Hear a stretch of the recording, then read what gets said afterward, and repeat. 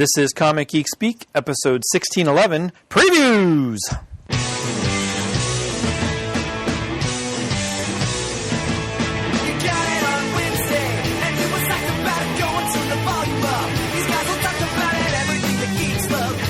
Laser beams, opinions like the seasons on everything you read in comics, movies, games, toys, artists, comic geek speak, comic geek speak, comic geek speak, comic geek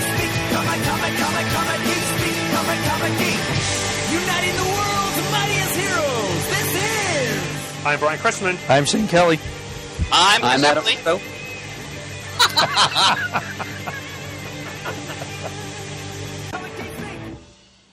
Welcome to our previews episode. This is going through the previews catalog. We're experiencing technical difficulties. This is the June catalog for items shipping to stores mostly in August. Oh, good gosh. And as always, I'm going to keep moving along. Go ahead. Our previous episodes are, as always, brought to you by Discount Comic Book Service. Go to dcbservice.com for all your pre-ordering needs. They have, when you pre-order from them, any DC, Marvel, Dark Horse, or Image book, they're right away 40% off cover price. Most other publishers are between 20 and 35% off cover price. They also will run certain specials on issues of 45, 50, 60, even up to sometimes 75% off cover price. You can get your book shipped to you weekly, twice monthly, with bags and boards. We've used them for a long time. We love them. They're great people. Discount Comic Book Service, dcbservice.com.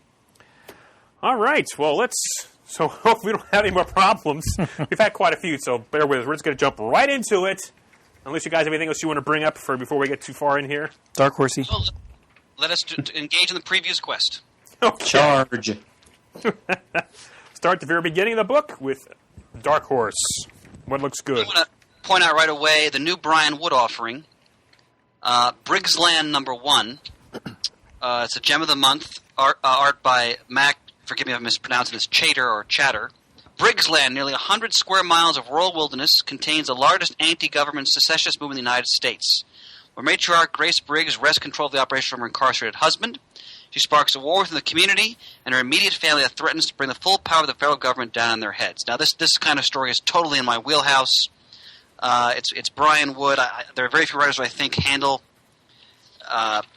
socio-political stories better than he does. So I'm really excited to read this, especially because we often forget there is an active fringe movement in our country that deals with things like survivalism, secession, anti-government conspiracies, and paranoia. So I'm really looking forward to his take on this subject. So that's definitely a read for me. And it's half off at DCBS only, $1.99. Nice. Could be the next DMZ. That's possible, Murdy. That's a good point. Page 40 has Mobius Library, The World of Edina hardcover back in print. Looks nice. I've always wanted to see that.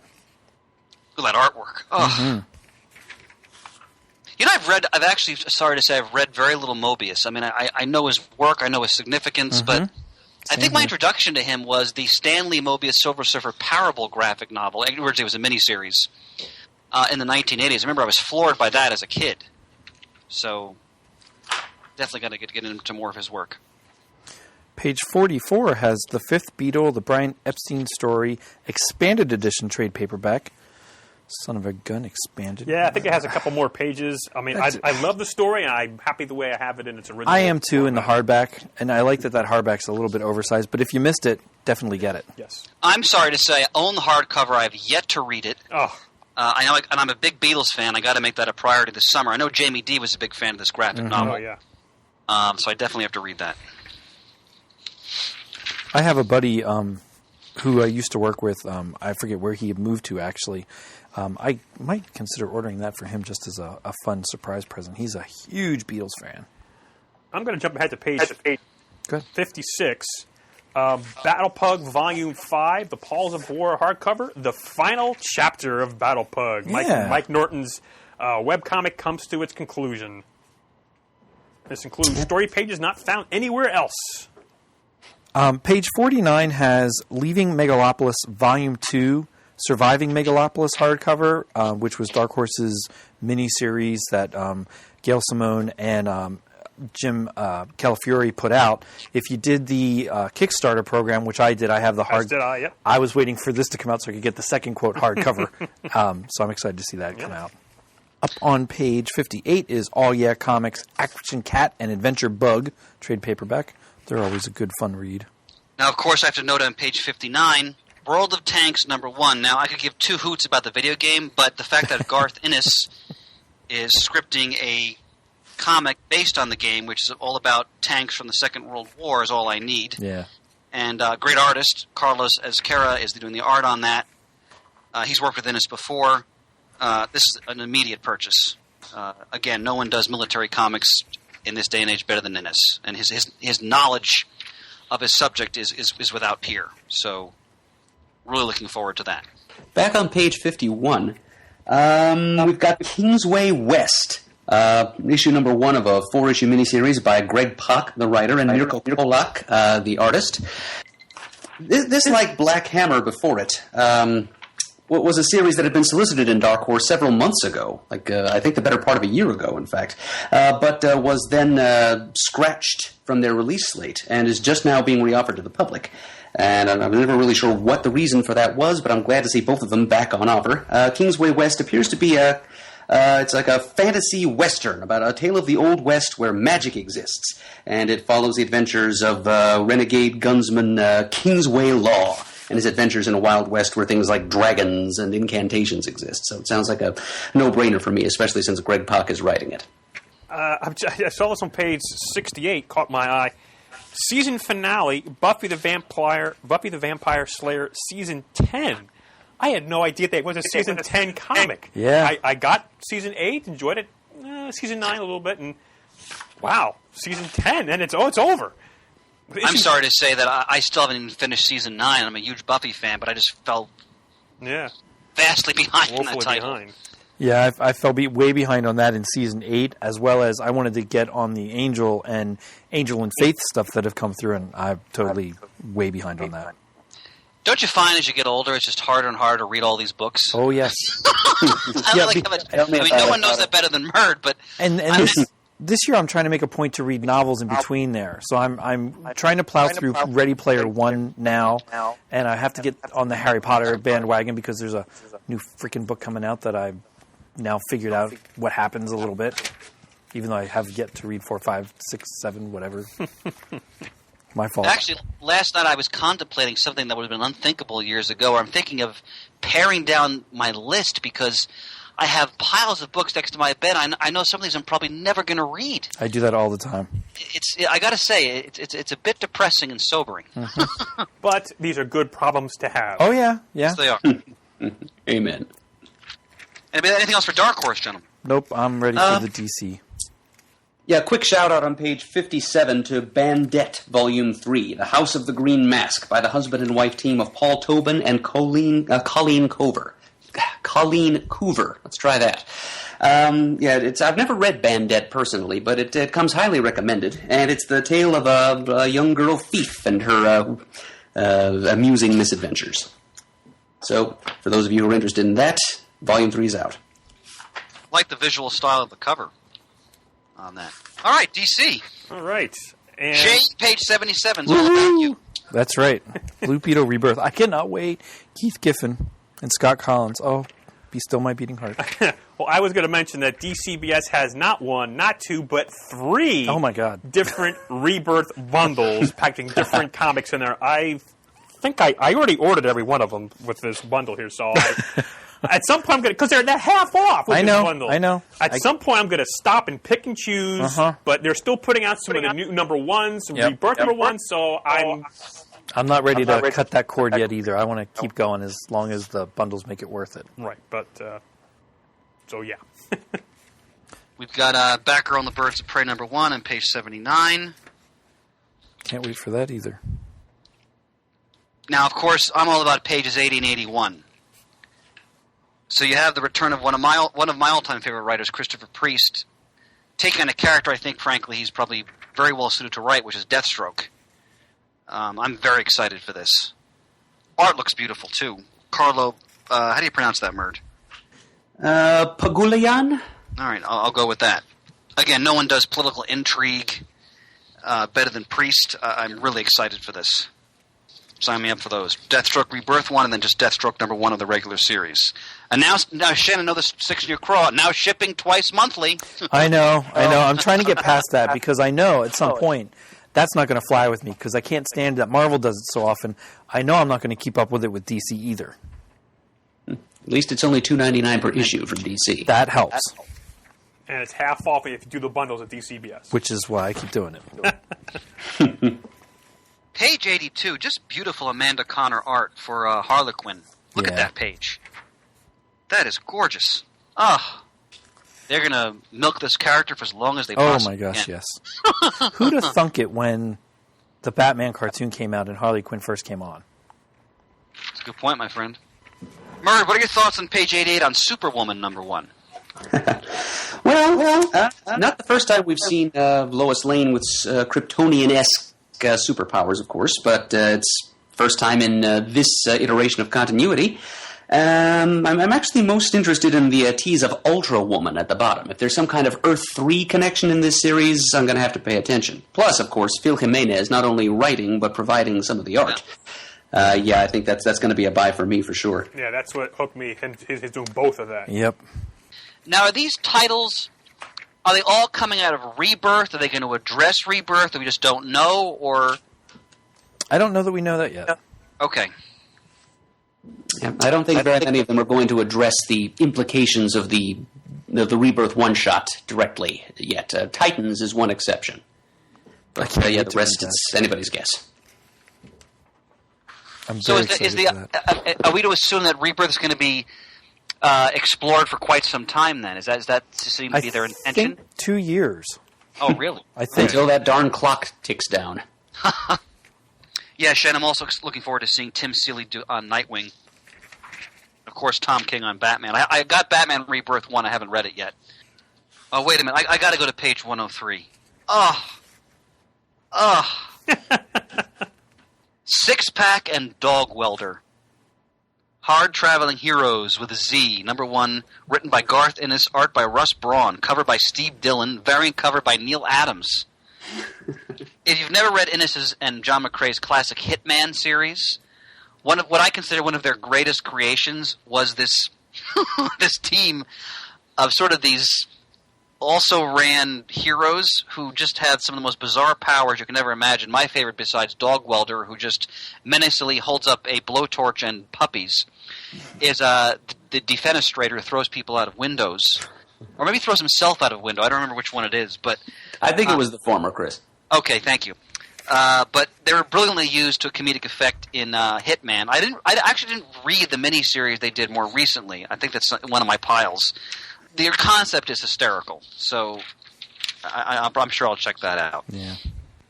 I love that they keep bringing them back, though. So ridiculous. More Harley Quinn books on 108 and 109. I've got to jump back to page 105 here. For fans of old-school Suicide Squad, there is a Suicide Squad special entitled War Crimes, which is written by the progenitor of the whole Suicide Squad concept, John Ostrander. Wow. Art by Gus Vasquez. So it's a 48-page special, $4.99, guaranteed to be less on DCBService.com. So if you want to see a new Suicide Squad story from the man who wrote the first, the version of Suicide Squad that involves villains being harnessed for Black Ops missions, I should say, because as we all know, there was also a Silver Age Suicide Squad. But the man who created the version of Suicide Squad that is best known to the general public these days gets back in the saddle for this story, and definitely worth a look. On page 108, very timely in a poignant way, obviously we just lost Muhammad Ali, and DC is revisiting that classic 70s, I think it was a Treasury-sized edition, if I remember correctly, originally. I think so. Yep. Yeah, Superman versus Muhammad Ali. Now here, of course, they have Superman fighting Harley Quinn, so DC, shamelessly cashing in on that concept again with Harley Quinn. But what I love here is they've kind of recreated the Adams cover. Like you see Sonny Bono there in the front of the line. It looks like the Obamas are in the foreground as well. Batman, of course. The original Muhammad Ali, I've never read that. Has anybody read that story? I have it in my to-be-read box. I pulled it out after he passed away. I said, I know where I found my copy. I actually got it from you at one of your Wild Pig sales, Chris. Nice. Because I've leafed through it, and it's Adams' art, and Adams, we should mention, is drawing this one as well. And Connor and Paul Mayamet are writing. I'm sure it's going to be fun. Oh, nice. But that just struck me because I always admired Muhammad Ali as such a vital figure in American 20th century history. So kind of a little poignant to see that. Pants, I have an answer to a question you posed some time ago on page 113. Legends of Tomorrow, the anthology, does in fact turn out to be a finite series. Aha! Really was just 4 6-issue miniseries squished together into one 6-issue anthology. So Yeah. it was fun while it lasted. Yeah, and I've been ordering them since we read the first issue, so I'll go through the finale here. Yeah. Says here, Sugar and Spike meet the Legion of Superheroes. Oh, nice. I love this sentence. Behold the culmination of Keith Giffen's entire professional career. Thus far, Sugar and Spike and the Legion of Superheroes. You got to give that props. Oh, yeah. Yes, you do. And then go pull out Vext and read that for a while. Oh, Vext was fun. Oh, yes, it was. I have a page of original art from that in my store. It's hanging in our water closet, actually. Nice. Where Superman is trying to show Vext how to jiggle a toilet. I'm so my old friend Mark McKenna, the inker, he worked on that book. Yeah. And I'm so lucky because the page still has the dialogue on it, which Oh, you I desperately love need to pages with appreciate dialogue. the bathroom instruction. Yeah. Classic. I just don't know how I feel about these Hanna-Barbera things. I know that Future Quest is getting high praise, and I'm most excited to read that. I don't like the look of any of these other ones, I'm sorry to say. I wanted more normality. They didn't have to be goofy, kiddish, but I wanted wacky races, not Thunderdome. Yeah, safe to say Future Quest is the only one that really gets the feel that we as longtime fans think these things should have. Yeah. Shane, you'll be pleased on page 127. They're beginning to reprint Mark Waid's legendary run on Flash. Yeah, I saw that. Very nice. Yes. And I like the looks of that Neil Gaiman DC Universe edition on page 126 also. That's great. I think that was an annual, Private Lives annual that's shown the cover there with the Riddler, Joker, Riddler, Two-Face, and Penguin. Yeah, boy, that's a great run on Flash.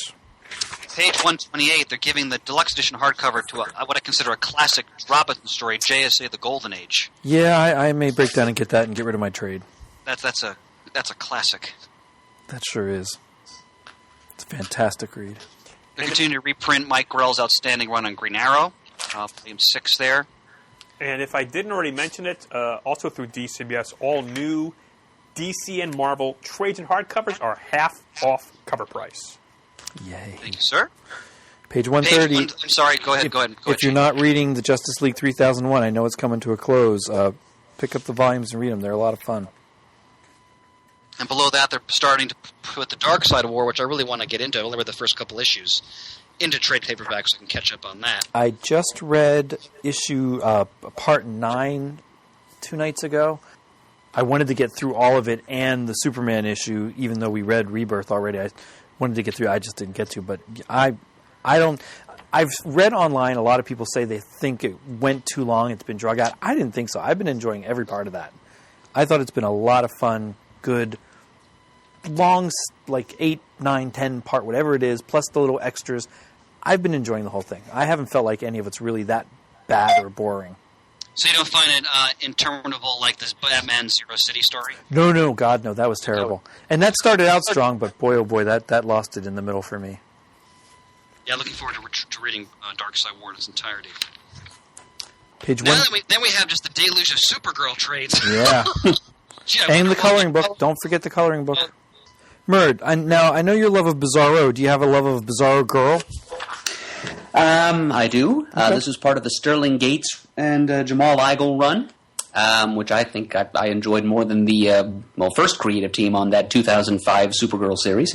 I would probably be buying this if I didn't already have all of the issues it collects. Sure. Murd, I thought of it on page 136. The Saga of the Super Sons. Paperback, new edition. That's a great trade paperback. I have that. And there's the Titans Hunt trade paperback too. Oh yes. That is something I was saying a little while ago. I think when we were talking about DC Rebirth #1, that is one series I regret not picking up because it charts the ripples in DC history in the wake of Convergence and leading right up to DC Rebirth. So Well, that sounds interesting. Yeah, I got to dig through and see exactly. I think I missed an issue or two ordering. I got to figure out which ones they are. I'll have to give that a read. Oh yeah, me too. I mean, I don't usually buy collected editions of recently published material, but this is one that I'm definitely going to pick up. Yeah. And then above that, some Silver Age Titans stuff. Teen Titans: The Silver Age Omnibus Volume 1 hardcover. Look at that groovy cover, Murd. Yeah, that is way out there, man. Fantastic. Oh, and it's by Darwin Cook. Sure is. I really wish I had the disposable income to continue. I only ever got one. Well, I would have loved to have gotten all of them, but I love what they're doing with these Batman animated figures, the Christmas Joker, the Bat Signal. They got the Bat plane in a previews a while ago, the Batmobile before that. I just $28 for a figure, man, or $70 for. Yeah, it's $70 for the. I just can't. The Bat Signal. Wow. But man, does it look awesome? You have you have some nice. Again, Shane. Again, if we had the money, you have, on page 148, you got a great Batgirl two pack. Oh yeah. Some nice Harlequin statues. Even Maybe the Adam Hughes. Maybe those will show up in a Wild Pig auction. The Adam Hughes Wonder Woman one on page 146 is nice. Indeed. Anything else for DC, gentlemen? Nope. I'm good. On to IDW. Page 153 has more Atomic Robo. I always enjoyed that book. Page 156, the book 3 of the March Saga, which John Lewis, who was a serving member of Congress, but in his youth he was a leading civil rights activist, working with the Student Nonviolent Coordinating Committee, and they're continuing to chronicle with his participation, his experiences in the civil rights movement. Yeah, that's great. I'm glad that came out. I was getting a little worried. It's been a while since 2 came out. At least it seems like a long while. Pants, look at page 158. Yeah, I see it. Oh, look at that. Chris Samney's Daredevil Artist Edition. Wow. That is an October release. If that gets here in time, that'll probably show up at our Wild Pig auction for our fall sale. And then Pants will shout out 52 as his opening bid. Fantastic. And then get beaten in submission. Anybody? I haven't read the ROM Free Comic Book Day book yet. Anybody I read have that? not yet either. It's also on my pile. I cannot wait for this stuff comes out in August. I can't wait for September with their Micronauts, Action Man, ROM. They're looking at the Mask and bringing in G.I. Joe and Transformers. Oh God. Oh, Nirvana. Page 160. This is interesting. Star Trek 5960. They're having the 2 versions of the original crew meet, apparently. Oh, that might be interesting. I missed that. I'm stoked for Star Trek Beyond, by the way. I'm skeptical. Really? I think it'll be beautifully rendered. Yeah. I'm not too sure about the story, but I will go see it. I'm sure I will go see it. Idris Elba's playing the villain, so Who is? he's a great actor. Idris Elba. Okay. He's from The Wire. He plays Heimdall in Thor. Oh, got it. He's a great actor. What else do you have for IDW, gentlemen? 2 things that I think are very much worthy of mention are on page 187. I knew you were going here, Murd. Excellent. Oh, yes. Didn't want to disappoint you, Chris. So they're 2 prose publications, actually. They're not proper comics, but they're illustrated prose stories. A couple of classics, actually. One of them is, close to my heart because it's L. Frank Baum's take on the secret origin story of Santa Claus. It's called The Life and Adventures of Santa Claus. I've had a hardcover copy of that for a very long time. This is a brand new edition, though, with spot illustrations by the person who I consider to be the comic book Oz artist of record, Eric Shanower. That's... And then also included in this volume is another L. Frank Baum short story, A Kidnapped Santa Claus. 144 pages of prose with Shanower's gorgeous illustrations. I'd urge everyone to try that. And Now, Murd, would you carry something like this at your store?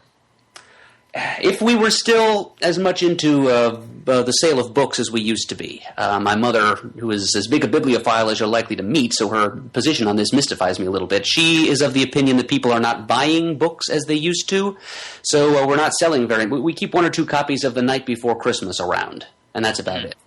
But yes, if I had my druthers, I would absolutely stock several copies of this. Well, if you ever decide that you want to, let me know and I'll hook you up. Oh, much appreciated, Chris. I may take you up on that, actually. Please.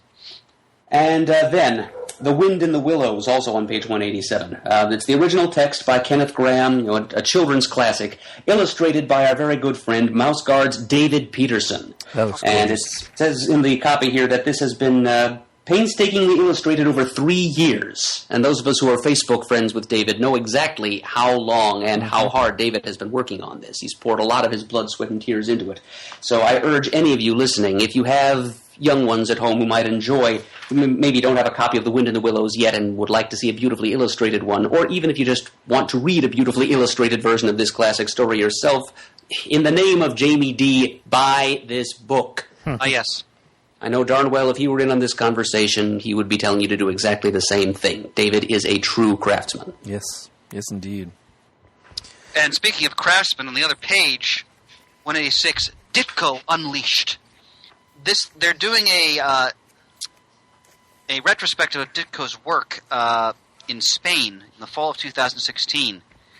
The Palma de Mallorca. I probably just butchered that, but I'm familiar with this group because they did a book and an exhibition of John Buscema's work, and I have that book. It's gorgeous.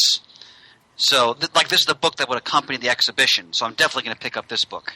The only thing I want to go back to on 177 is I like that Disney's not just beholden to their classic versions of characters and books. This Duck Avenger looks kind of fun to me. Image, gentlemen? Yep. All right. New Jonathan Hickman on page 190. The Black Monday Murders. A new crypto-noir series about the power of dirty, filthy money and exactly what kind of people you can buy with it. Classic occultism where the various schools of magic are actually clandestine banking cartels who control all of society. A secret world where vampire Russian oligarchs, black popes, enchanted American aristocrats, and hitmen from the IMF work together to keep all of us in our proper place. Boy, am I reading this. Wow. Corporate skullduggery right up my alley. Combined with magic. And the next page is getting my heart palpitating. Page 192, the team when it comes to crime noir in the modern comic book medium. Ed Brubaker, Sean Phillips, Elizabeth Breitweiser, Kill or Be Killed, #1. This story explores a thriller and a deconstruction of vigilantism. Oh, wow. I cannot wait to read this. To me, Brubaker is one of the modern masters in comics today. So, and he and Phillips are just a classic team. Everything they've done, Criminal, Fatale, Sleeper, Scene of the Crime, I highly recommend all of it. So, very excited to read this. Interesting effort on page 196 here. Eden's Fall, which appears to be sort of a crossover or a jam series combining 3 recent Image titles, Think Tank, The Tithe, and Postal, 2 of the 3 of which I actually have tried. So I will strongly consider trying Eden's Fall as well. Now, Murray, what did you think of the 2 that you had tried? Well, I was a little worried about The Tithe at first. It was about a pair of, I guess, feds who are investigating a cyber terrorist who was hitting corrupt religious organizations and stealing their ill-gotten charity funds and channeling them to more legitimate charitable causes. And then Postal was about a young man with Asperger's syndrome, I think, working as the postal clerk in a small town in Wyoming that was actually run by a small crime cartel. And he was like a relative of one of the members thereof. The lead character was an interesting character because of his condition. It made his narrative voice kind of unique. And I Think Tank I'm not familiar with, but combining those two at least into one series will probably yield some interesting results. All right. I want to point out, for fans of Saga on page 200, look at that artwork by Fiona Staples, a wraparound cover, a new story arc where they're really going to looks like they're really going to get into the war that is sort of the framing device of the entire narrative of Saga. A self-contained event we've been building to since our very first issue. Now is the perfect time for readers who love Saga's best-selling collections to join our monthly adventures. Yeah, that's a sales pitch you don't often see, just wooing people away from waiting for the trade and getting them to try to buy the single issues. Yeah, That's a good point, Murd. I'm wondering how that's going to work out for them, because we noticed long time we used to do numbers that The Walking Dead would always generally have bump-ups in new story arcs for comics because people were going off of the trades into that because they wanted to read it so quickly. I wonder how it's going to work with Saga right now. I mean, kudos to them because, I'm all about single issue. And there's actually more content sometimes than easy because they have all the back matter which is initially reprinted in the trades. Sure. That's a good point, Pants, because Saga, for example, you always get a very generous letters page section with Vaughn commenting throughout. It's good stuff. So, and if I may editorialize that, that's what we do here. I think Saga is a far superior book to Walking Dead, so I hope it gets an even bigger bump from this kind of approach. And Shane, when you get there, we'll talk about why I dumped Walking Dead. I know. I have, I think, 4 or 5 trades sitting there, and I just haven't brought myself to go read them yet. Yeah, bring some on vacation with you. I may bring 1 or 2 on, yeah. Summer's a great time for reading. It sure is. Absolutely. I'd like to jump back to pages 198 and 199 for a quick sec here to take a look at Lake of Fire #1. Interesting idea for a series from Nathan Fairbairn, a guy who's better known as a colorist, but he is going to be the writer and, in part, the artist, assuming color artist, of this series himself. And it's about 13th century crusaders who have to cope with the crashing of an alien spacecraft into the middle of their peregrinations. Double-sized first issue, 44 pages of story, no ads, $3.99. Sounds like a bargain. Well, I've always been fascinated by the history of the Crusades, so that's something I may check out. See how they interpret it. That spaceship's probably going to put a kink in it. Anything else for Image, gentlemen? No, other than a question. Is Chew coming to its end?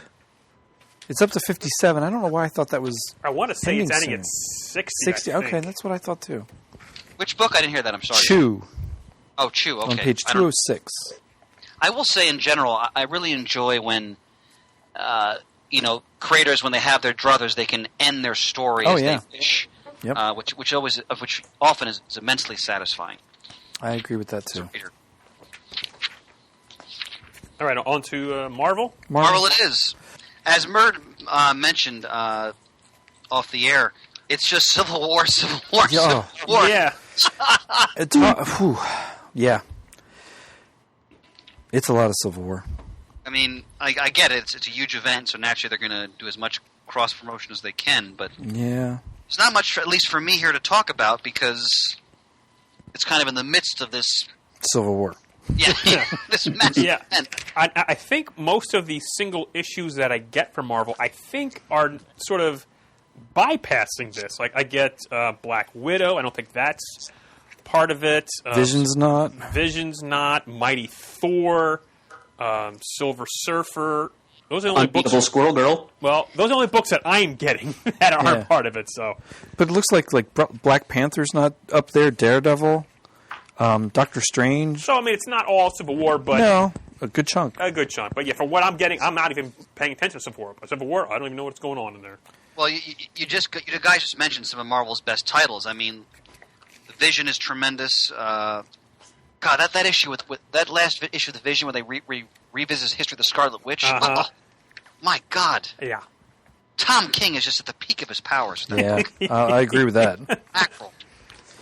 That may be my single issue of the year vote when we do our awards next year. That was amazing. Yes, it was. I'm so not into the second Civil War that I ordered the 0 issue, and my youngest had a couple friends over, and they read comic books. I gave one of them a Captain America trade, and I said to Pants earlier, he's been carrying it around like an old lost blanket, from the way I understand it, which is great.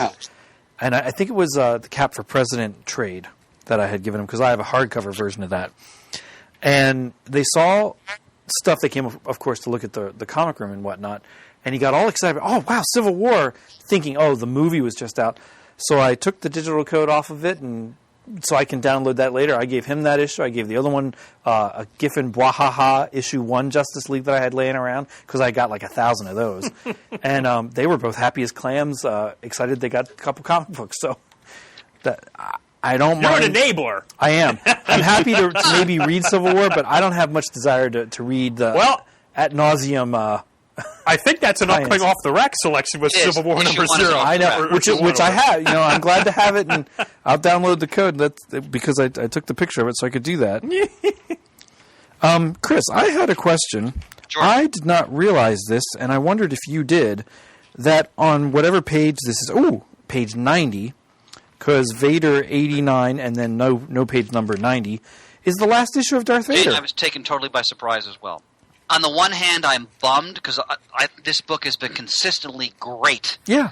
since the first. We've waxstrapped Sadka on the air many times. At the same time, to piggyback on the comment I was making before about finite series, if the creators are realizing the extent of their vision, Yeah. More them. power to them. and I I'm was just happy, shocked. I'm happy to see how if this is the end of their story, great. Yeah. So, but this I mean, I think LaRocca is turning in. Didn't I nominate him for a Penciler of the Year? I think I did last. Yeah, I did for 2015. I think so, yeah. Yeah, I mean, I think this is the work of his career. Kieran Gillen, I think, has been turning in just very compelling scripts, really getting into the nitty gritty of Vader and his psyche and what makes him tick.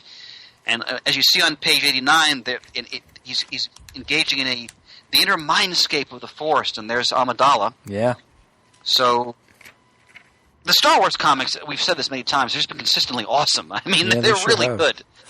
I can't say enough good things about what Marvel's been doing with their Star Wars comics. I love the Times Past-esque Obi-Wan stories they put in the regular Those Star are Wars wonderful. book. And my God, if there's ever a standalone movie that's dying to be made, Oh, you're not kidding. get Ewan McGregor, just adapt one of those stories, and you're going to have a magnificent film. I Now, agree with Shane, that. this is a bit of a tangent, but we talked about the C-3PO special in our Off the Racks episode. I haven't read that yet. Oh, it's great. Do it. It's Merle, I'm sure you loved it, didn't you? Yes. Wasn't it Talk about wonderful? something that feels Oh. like a time's past. I mean, it's Robinson Harris. Oh, yeah. Yeah. And the theme of the story is memory. So Yeah, it's awesome. Shane, I love- look forward to discussing that when you've read it. I love how, just in the movies and books and whatever, that C-3PO is always the one that's threatening to get his mind wiped. And as another topic, on page 92, I just want to comment a little bit about. This is speaking as a reader. The sadness I feel sometimes when I used to really care about a title, but then when it just, because of whatever reason, it just doesn't come out enough, I kind of lose track of it and I don't care anymore. Powers is one of the best examples of that. I loved this book. It's sort of like in its image heyday, and then when it first moved into Icon, and then for whatever, I don't pretend to know what the reasons were, but it just came out so sporadically, and I just totally lost interest in it, and I never got back any sort of joie de vivre when it came to reading this book, and it's disappointing for me because I really love the concept in its initial arcs, which I thought were awesome. That the arc Forever is particularly compelling. And I have to say, I just don't care anymore. There's so much competition out there, and when a book just is not coming out, it's hard to stay with it. What do you guys think about that kind of issue? Oh, it happens to me all the time. Yeah. Things that I'm really excited about that maybe take too long or change direction, and I just lose interest in it. I've always been a faithful Penelope when it comes to the series that I follow. It doesn't matter how many years it takes between issues, I'm always right there to pick up where I left off. It was that way with Alan Moore's Supreme run. That's admirable, Mert. I think part of the problem for me is there's so many things I'm trying to read, and then if something hasn't come out for a long time, I forget what the hell is going on in the story. Sometimes I do that too. And I'm like, well, all this stuff is expensive. If you can't get the stuff out in a timely fashion, I'm going to give my money to something else. So I think that's part of me just being like a curmudgeonly older person, because when I think back to all the master creators who like had to get stuff out on a regular basis because that was their living, and they weren't like these multimedia darlings and superstars. I mean, you think about what people like Kirby and Gene Colan did, which when in hindsight was freaking just like superhuman, what these guys were doing. It's just when I compare that to what some of these guys who can't get out like 6 issues in a year, it's just whatever, Well, they do deserve to be publicly derided for that. I'll go along with that. But, it's not going to discourage me from actually buying and reading the stuff. No, that's fine. I'm not even deriding them. It's just that consistency matters to me. I know exactly what you mean. In terms of trades, Murd, I thought of you on page 123. Have you seen this? Doctor Strange and the Secret Defenders. Oh, wait a minute. It's that Secret Defenders. Yep. I completely overlooked it. All I saw was Doctor Strange on the cover. I didn't even look at the title down below. Wow. Yeah, that's the classic 90s Secret Defenders. Murd, let me tell you right now, I'm getting that book for you. Thank Chris. I appreciate it. I actually do have all of the issues. I thank you for thinking of me, but this is I wouldn't even encourage anyone to buy this for themselves because, speaking objectively, the stories just weren't that good. I like the concept a lot more than the execution. Fair enough. That I will not impart that to you, but I appreciate that. I'm always looking out for everybody. I'm a big fan of Marvel's Epic Collections on page 128 and 129. I like this concept. They're expensive, but you get a lot of bang for your buck. Yeah, you do. And their color. And it's kind of like Marvel revisiting their essentials, but in a different format with color. And they've been collecting great arcs. Like on page 128, you got classic Captain America from the Silver Age, including the first appearance of the Falcon. Tales of Suspense 97 and 99. And then Captain America 100 to 119. 97 and 99 is the classic Cosmic Cube story with the Red Skull. And then page 129, how can you go wrong with a Defenders Epic Collection? By DeMatteis, no less. Great. You know what my kids always loved on page 135? The Mini Marvels by Chris Giarrusso. I don't know what he's doing now. I thought this was a wonderful all-ages book. Of all the all-ages books, that's one my kids never got into. Really? Nope. Oh, Jun devoured this repeatedly. We actually have some Giarrusso sketches hanging in our house. Nice. Does anybody really need to read Extinction Agenda again on page No. 136? No. Well, I didn't read it the first time. Oh, fair enough, Murd. Fair enough. That's okay. There's always new readers coming in, after all. That's right. Just for me, I remember this is one of the more bloated X-Men crossovers. That may be why I didn't read it the first time, actually. But I think there may be a bound copy of it in the CGS studios, thanks to Matt. I don't know if that's one of the crossovers he did. That's possible, my friend. I don't see it here. No, I don't think that one is. Anything else from Marvel, gentlemen? I'm good with Marvel. For your sake, Chris, I wanted to jump back quickly to page 65. Did you notice writing this year's Daredevil annual? Yes, Murd, thanks for pointing that out. I meant to mention that. Well done, sir. It's nice to see a very important and often overlooked and underrated Daredevil writer getting some work here with that character, Roger McKenzie, who was the scripter when Frank Miller first came on the title. And he's often, he's overshadowed by Miller, but, he was the writer, and he brought into the Ben-Hur character, I believe, for example. He's actually doing a variant cover for this issue. Unless that's a misprint. Oh, yeah, look at that. I didn't know he was a penciler as well. Yeah, neither did I. Oh, interesting. I'm sure Mr. Wethington can give us some edification on that on the forums. Outstanding. Anything else from Marvel, gentlemen?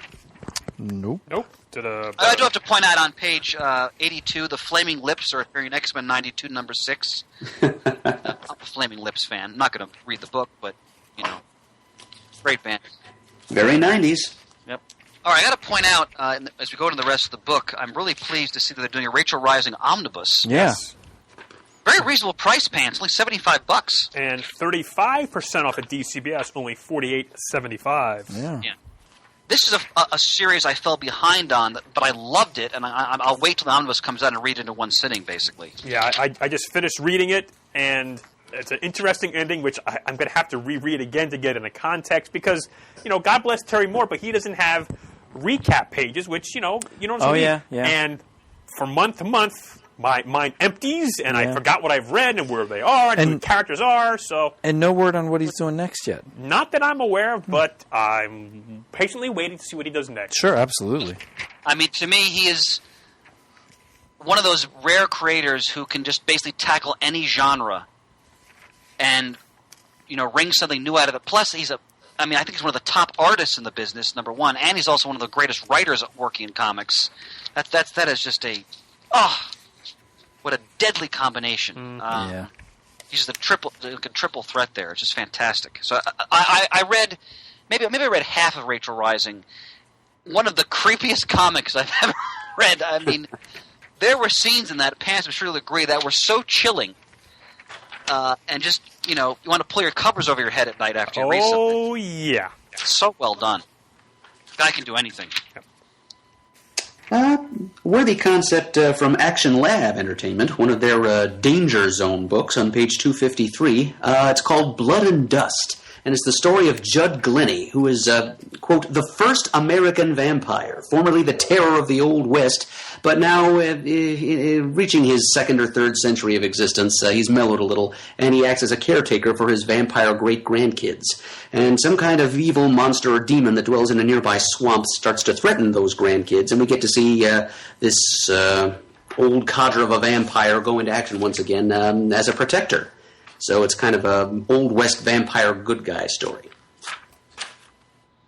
Bit of a genre bender. Sounds like fun. I am way up on 298 in Boom. That's fine, sir. Page 298. I may actually have to get this. The official making of Big Trouble in Little China. A whole bunch of behind-the-scenes stuff. I love this movie.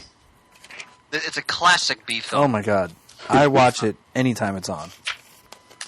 And right next to that, on page 299, Jim Henson's Labyrinth 30th Anniversary Special 1. That might be worth a look, too. It would be a definite buy for me if it weren't $9.99 for a 48-page issue. Ouch! I didn't see that part. Yikes. Yeah, it's collecting some free comic book day offerings from Kaboom. Well, not free anymore. Wow. Yeah, and with some new art, I guess, not previously released, but $10 for that is not quite worth it. Well, 35% off at DCBS, only $6.49. Yes, closer, but no cigar. Page 300 has a Mouse Guard coloring book that actually looks really interesting. I'm going to go ahead and jump back to page 276. Where we see under Archie that there is an issue of Afterlife with Archie coming through this month. Number 10. And it features the Afterlife with Archie take on Josie and the Pussycats. Nice.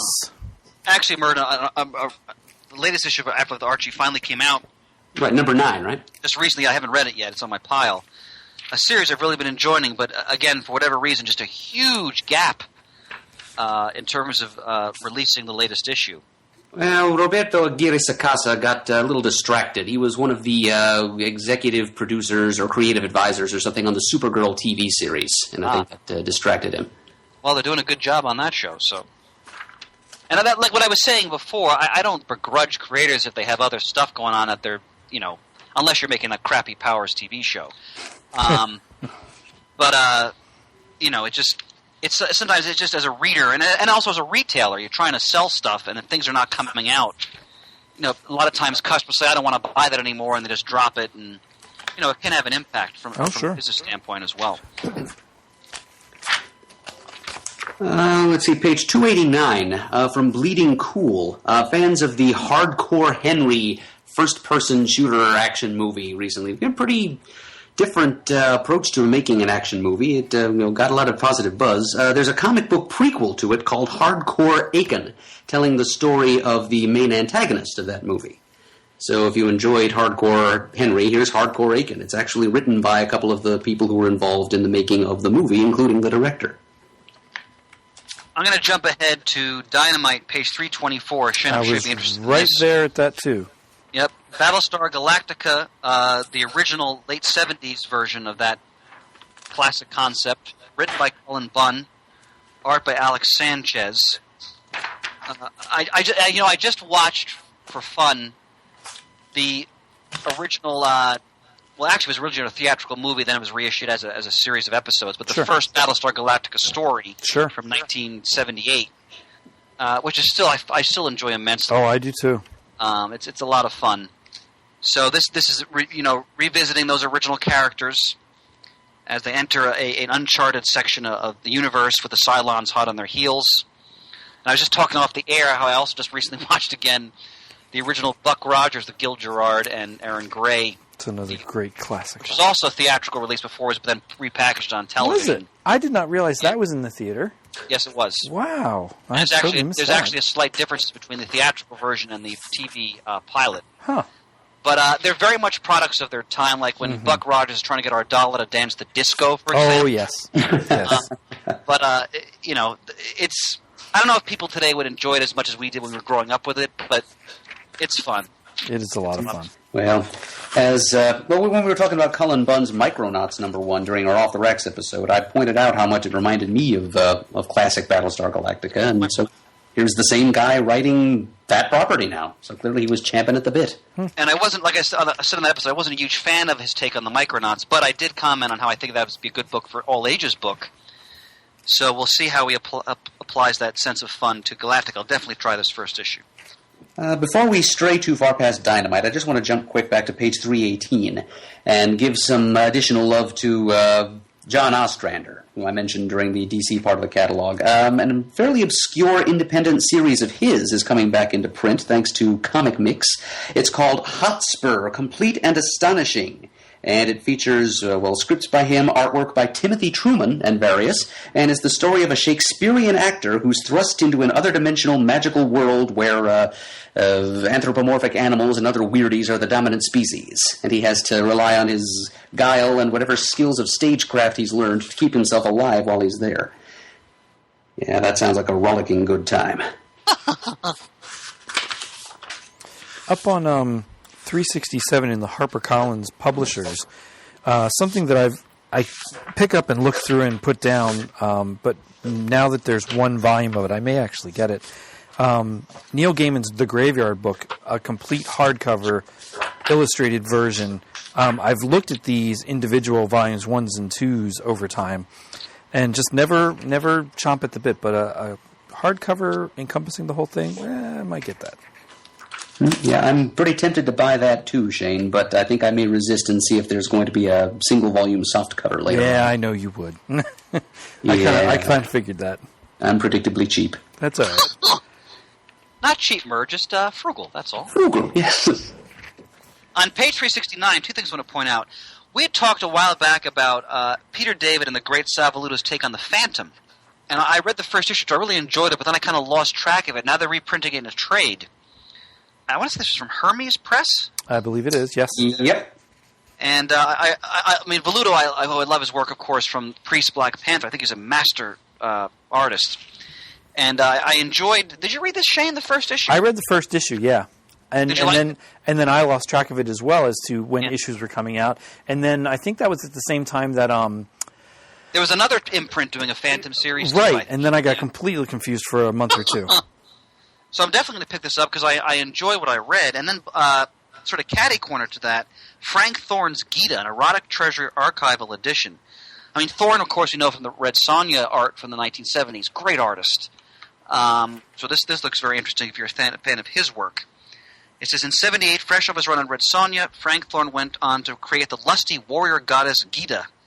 On page 372, under Joe Books, continuing to roll out some potentially quality publications based on Disney properties, we've got a new Pirates of the Caribbean series written by Chris Schweitzer, the man who both writes and draws the Krogan series of all-ages historical period comics. Yeah, which detail the adventures of different members of a single family bloodline in different periods of history. Like one of them was a pirate, one of them was a French Foreign Legion member, and so on. So now he's a person who's established his credentials as an amateur historian as well as an artist, and he has been tapped to write adventures of Jack Sparrow as part of Disney's Pirates of the Caribbean property. So, I think I'm going to be in. And the artwork from this cover image we see here by Joe Flood looks pretty good too. So yeah, because it would be just a strong maybe if it weren't for Chris Schweitzer, but because he's involved, I'm definitely going to buy the first issue. I'm going to go to page 384 under Oni, just because there's something very interesting about this. Jeff Steinberg, #1. Joshua Helfalikoff is the writer. Tony, I guess it's Fleeks. Mm-hmm. Artist. The double-sized debut issue of the new sci-fi rom-com drum actioner from the writer of The Bunker and the artist of My Little Pony. Invasion. Aliens are real. They're here, they're mean, and they're standing in judgment of the citizens of Earth. Final Countdown. Representing humanity by some fluke is your boy Jeff Steinberg. Romantically challenged idiot. Video store clerk. Ah, yes, I remember those years. Constipated, confused, distracted. In other words, the planet is totally doomed. Also, robots. Now, I find interesting about this, I was a video store clerk for years. That explains it. Yeah. In college and a little bit afterwards. And it's just, I'm wondering if this is taking place in the past, because video stores don't exist anymore, except for the occasional, adult video stores. So, very interesting concept. Yeah, sounds like a good time to me too, Chris. And I trust the creative team. Yeah. We know about Fialkov, and I look forward to seeing what Fleeks' artwork looks like when he's not drawing Applejack and Fluttershy. Think about how quaint and archaic the concept of the video store is today, by the way. Yeah. Yeah, it Late sure fees. is. God, people get pissed when I have to charge them late. Rewind fees. Be kind, rewind. Yeah, yeah. All right, now. All right, now, Pants and Shane, everybody actually, page 392. Now, come on, if you had disposable income, of course you'd want the Shakespeare bust from Batman, the classic TV series. I don't want one that's a bank, though. I want one that I can hook up and make work. It was a bank. It's a bank. It's a vinyl bank. It's got a hinge. You can move the head. That's fine, blah, blah, whatever. I want one that I can wire up and do something with. I want to wire it up to a secret door so that it pops open to the comic vault. I don't know, something. Anything. I'll even take just turning one of my closets into a replica of two bat poles that go nowhere. Bruce and Dick, Shane, I love you. One day I will build a secret door. Pants, I have a question for you up in the Titan era. Okay.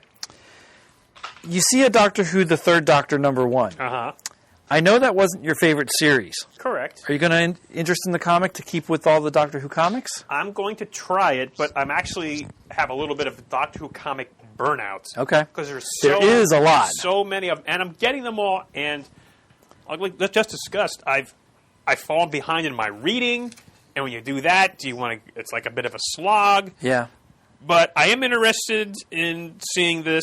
I really want to see actually a first and then even a second Doctor. Those are. And I totally think that's what they're going for as they keep going backwards. I really like Hartnell and Troughton, but I'm going to give it a try, and like everything else, we'll see how it goes. They sure are. Just putting out a lot of books. Yeah, but hey, it's a good problem to have.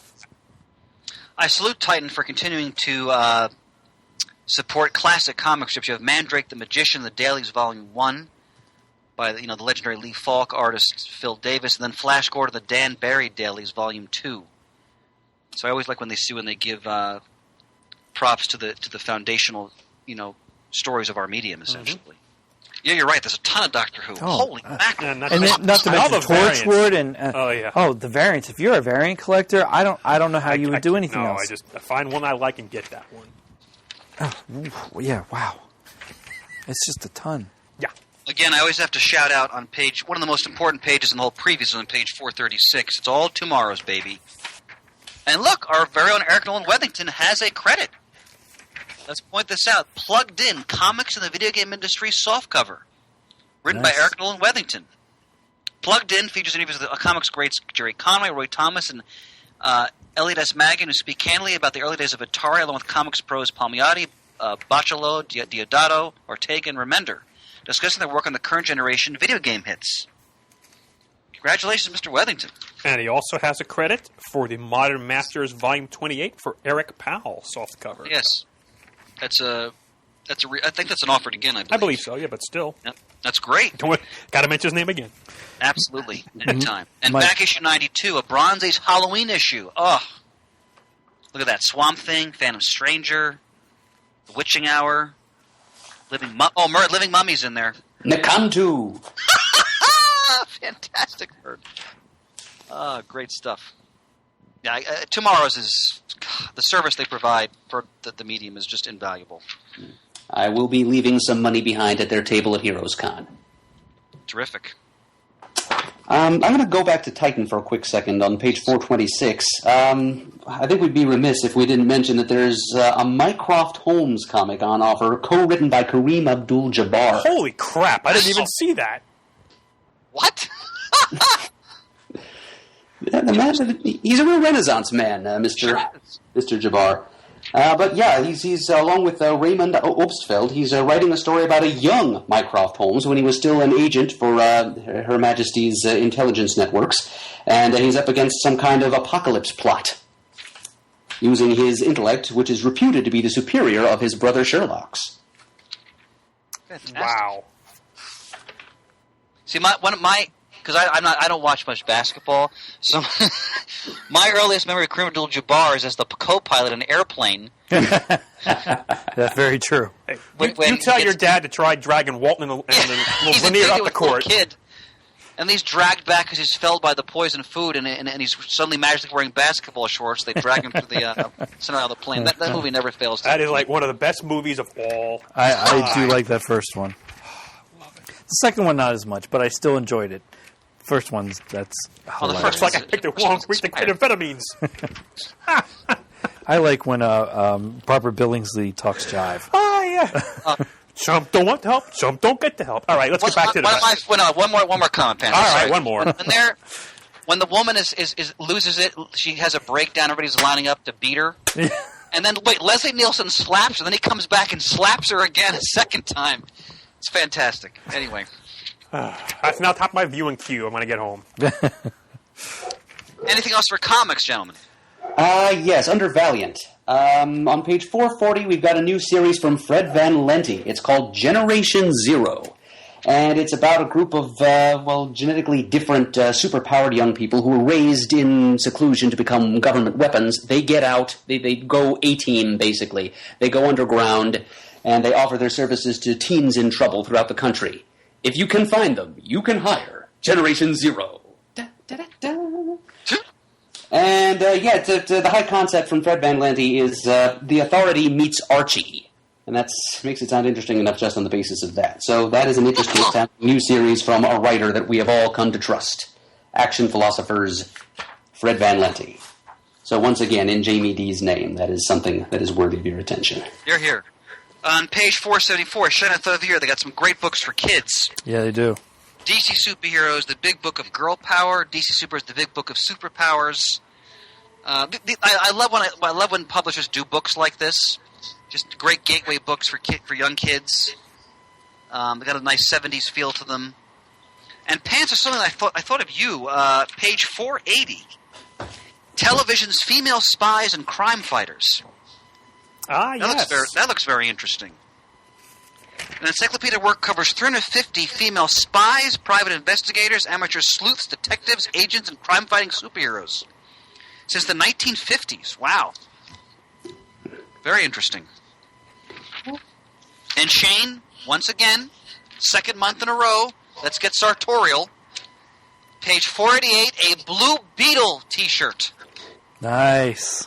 That's a beauty, too. That's the first issue of the Len Wein written post-crisis series, that right? sure is. Of course, there's a stock image of Jaime Reyes right next to it, but it's definitely Ted Kord on the shirt itself. Oh, yeah, it sure is. And that great pose of him dropping from the bug. You going to pick that up, Shane? That one I may. I didn't pick up the booster one. I may pick up that one. I like this image a little bit better. What fears me is the red shirt. I don't look so good in red. I look like a big round tomato. Anything else at the back of the book, gentlemen? Nothing for me, no. No. Yeah, usually not from me. All right. I think I'm good, too. Very good. Well, then that'll wrap it up for this previews episode. As always, brought to you by Discounts Comic Book Service. Go to dcbservice.com for all your pre-ordering needs. Visit us at comicgeekspeak.com to send us an email. The address is comicgeekspeak@gmail.com. To leave a voicemail, the number is 267-702-6642. Stop by thecomicforums.vanillaforums.com and let us know what interests you in previews. Follow us on Twitter, like us on Facebook. Thank you to everyone who sends stuff in. Keep sending Muddle the Merds, and I'm sure we'll do some at some point. That never goes away. And as always, we are uniting the world's mightiest heroes, one listener at a time.